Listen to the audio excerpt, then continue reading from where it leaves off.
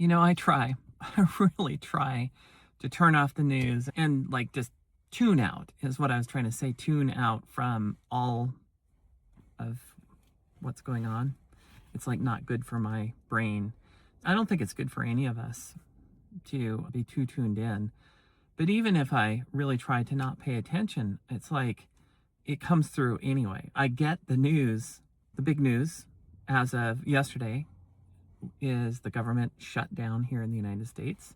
Government shutdown. Government is like, they're going to, I don't know, there are all sorts of threats flying back and forth and all of that. And it's another thing, right? It's another thing, like if you're paying attention, that you have to deal with, like especially if you're a scientist or researcher, then you're going to be directly affected by this, potentially, depending on how long it goes on. If it's just a day or two, maybe you won't be affected very much. But if it's longer, then things like grant reviews are not going to happen, and funding the payments on grants and all of that kind of stuff is going to pause. Then also the employees at places like NIH, NSF are going to be impacted and hopefully not laid off by the threats from this current administration. We'll see what happens with that. I really feel for those people. It's got to be such a tough time to be like a program officer, be working at NSF or NIH right now, and just like being so much more connected to this, not just via the news, but via the actual, like what is happening, and being like furloughed or whatever. Like, so it's crazy. And even if you're not part of that, even if you're more peripherally affected, or even if you're just like me, who is mainly affected right now through the clients that I work with, the people that I work with, it's like disturbing and upsetting. But I don't want this to be a gloom and doom video. I really want it to be the opposite, because I want to talk to you about like how I've dealt with this, and also a framework that I've been thinking about recently as part of this class that I've been teaching for some people.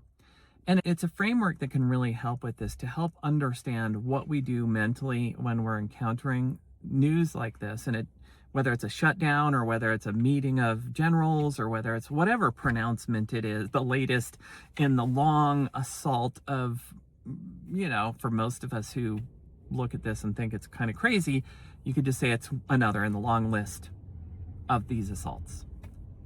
So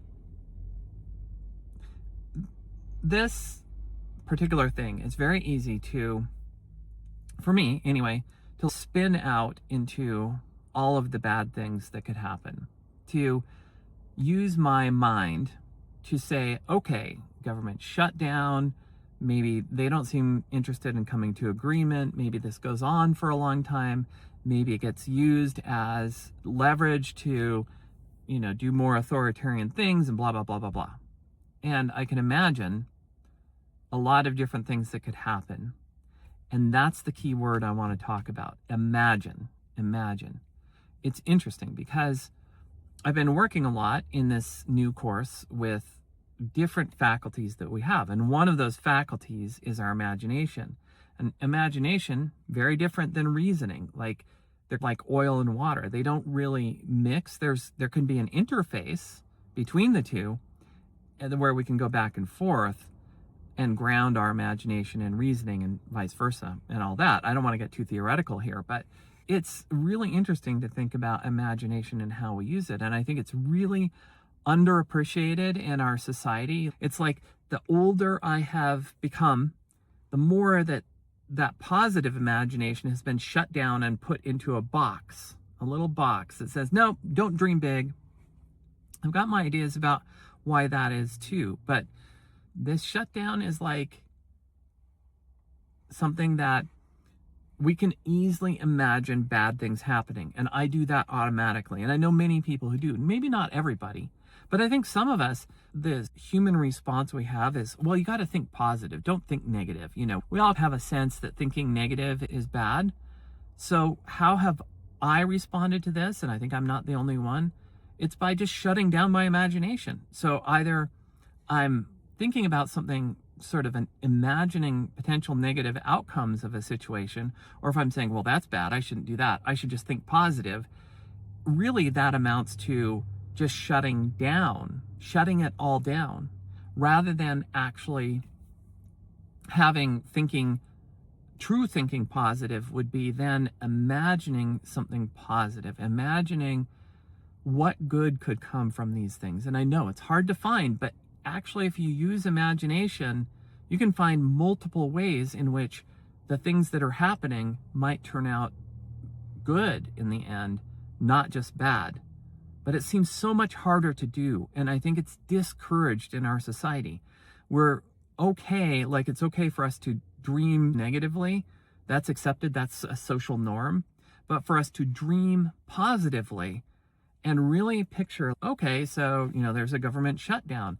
What if this really raises awareness and gets people like looking at the situation and saying, we've had enough, and brings people together so there's more social cohesion of more people, less people fighting binary politics of one side or the other, and more people coming together and saying, hey, let's solve some of these problems.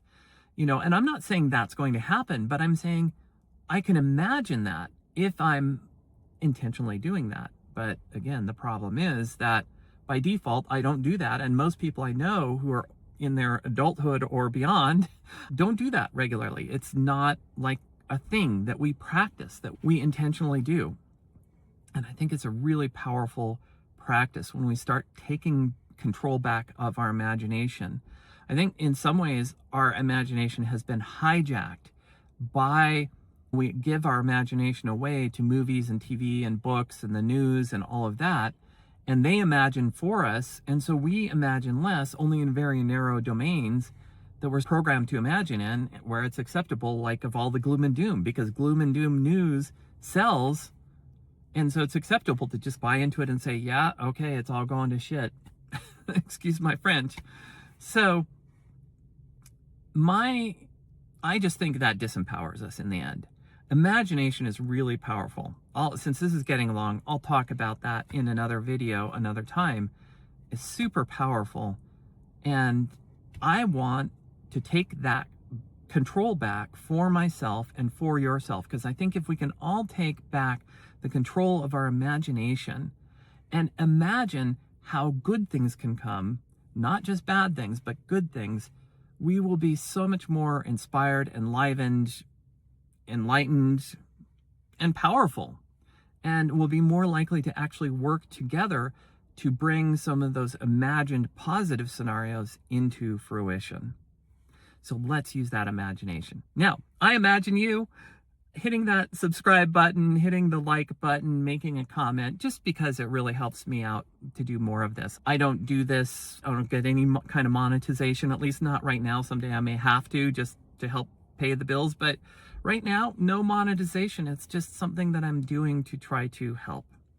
And so I really hope you'll give me what you can in terms of like, subscribe, all of that kind of stuff, and go out and imagine. Imagine not only the negative, and notice when you're doing it, but also imagine the positive. There's so much we can see that's still positive. Like I'm here, I'm by the lake. There were a lot of people wandering around out there, and I didn't want to get disturbed in the middle of the video, so I came here into the car. But it's just, you look out, and maybe you don't have a lake right nearby that you can go sit by, but I'm sure there's a park or a trail or something, someplace you can go that you can look around and say, I really appreciate this.